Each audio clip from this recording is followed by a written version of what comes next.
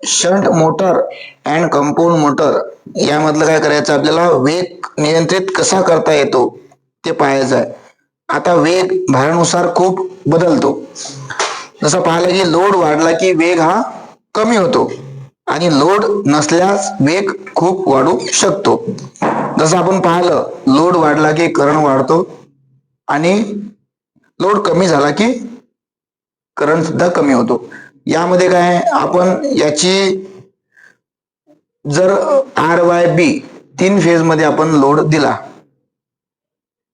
जर 3 phase motor असेल तर आपण तिन्ही फेजला सप्लाय दिल्यानंतर, स्टार्टर जोडल्यानंतर मोटर 3 फेजवर लागते. जसं पाहिलं आपण की सिंगल फेज मध्ये जर आपण जोडणी केली, शंट मोटर घेतली किंवा कंपाऊंड मोटर घ्या, जे काही मोटरी असतील त्यामध्ये एका फेज जर आपण लोड दिला असता, दुसरा फेज जर आपण चेंज केला म्हणजे लोड चेंज दिला तर मोटर मध्ये काही प्रमाणात बदल होतो, जास्त प्रमाणात बदल होत नाही.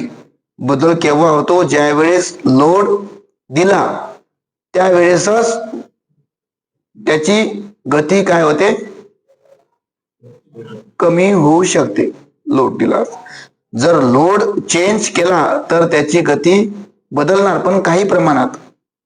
जसं की का बरं बदलणार ते काही प्रमाणात, तर त्यामध्ये व्होल्टेज हा एका फेज मध्ये 240 असेल, दुसऱ्या फेज मध्ये 230 किंवा 235 च्या जवळपास असेल आणि एका फेज मध्ये, या जर फेज मध्ये डिफरन्स असेल तर त्यामध्ये फक्त काही प्रमाणात तो बदल वेगचा होऊ शकतो, अन्यथा बदल होत नाही.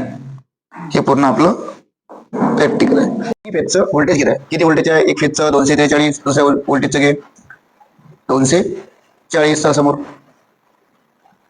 आणि 250. ठीक आहे, चल ऑन करतो. त्यावेळेस व्होल्टेज कोण घे, चेक कर व्होल्टेज किती आहे, कमी आहे. ठीक आहे, नंतर इकडे आता व्होल्टेज मशीन चालू करतो. आता अँकर घ्यायचं आपल्याला, किती अँकर आहे, किती अँकर घेत आहे, 6. चलो मी इकडे मशीन चालू करतो. किती झालं आता, वाढलं का, म्हणजे समस्या तुम्हाला